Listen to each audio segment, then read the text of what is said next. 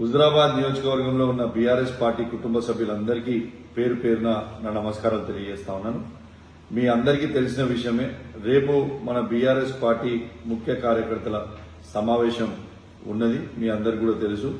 రేపు ముఖ్య అతిథిగా ఆ సమావేశానికి గౌరవనీయులు పెద్దలు హరీష్ రావు గారు, జీవన్ రెడ్డి గారు, గంగ్లా కమలాకర్ గారు, వినోద్ కుమార్ గారు వస్తా ఉన్నారు.